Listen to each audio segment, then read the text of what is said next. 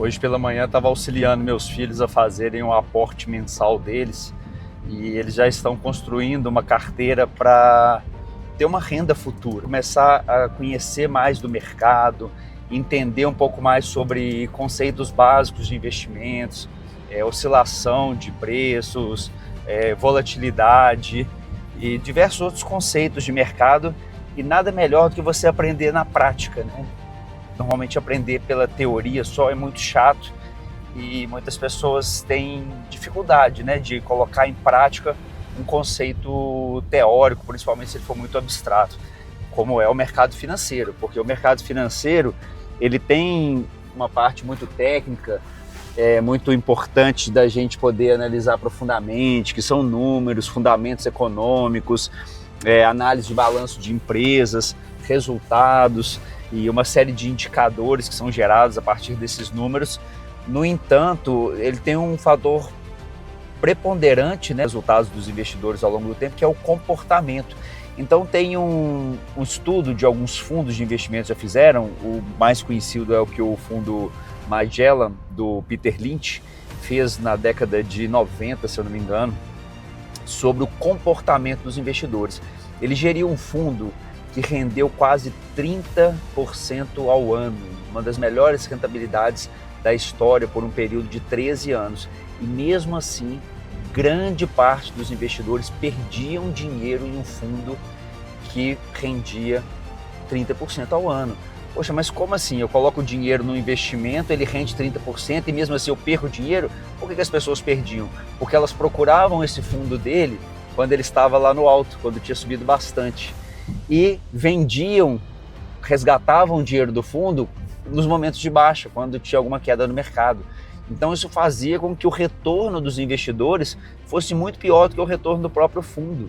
E isso também, né, tem estudos no Brasil também, o fundo Alaska fez isso há alguns anos e teve a mesma conclusão, né, por causa do comportamento. Então quando a gente fala de trabalhar essa parte de mentalidade financeira, de psicologia financeira, tem gente que acha que é bobagem, que não é importante, mas o dinheiro ele é emocional, as reações sobre dinheiro são emocionais.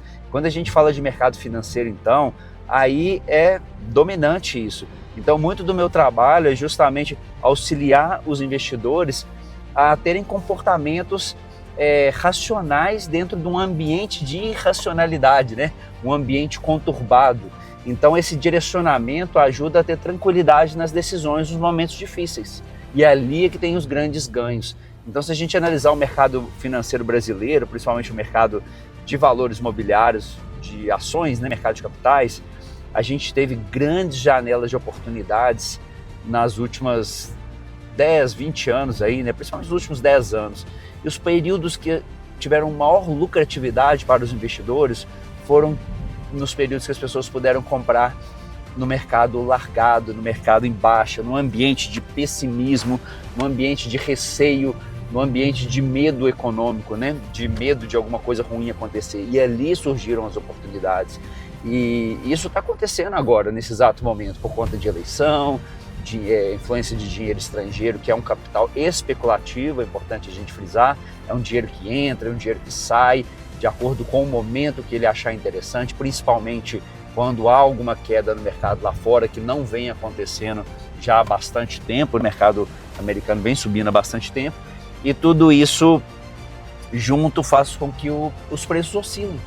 E cabe a gente entender, né, fazer essa leitura do mercado e aproveitar os momentos das oportunidades que surgem.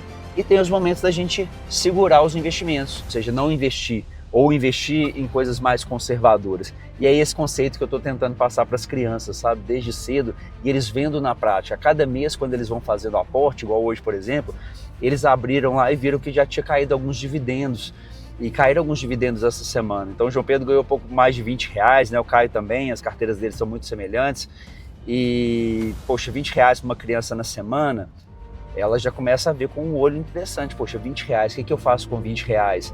Né? De repente, poxa, como é que eu ganhei esses R$20 aqui? E aquilo ali vai motivando, ela vai entendendo o processo e vai ganhando confiança. E eu fico imaginando como é que vai ser o futuro financeiro deles daqui a 5, 10, 15, 20, 30 anos. Porque muitas vezes a gente, como pais, fica muito preocupado em ensinar para os filhos, né, princípios, valores, a escola, né, tem o papel dela fundamental, mas a gente não passa uma das coisas que eles vão precisar muito, é uma dor muito comum na vida adulta, que é justamente problemas financeiros, né? Então, eles aprendendo isso desde cedo vai fazer toda a diferença no futuro deles, com certeza.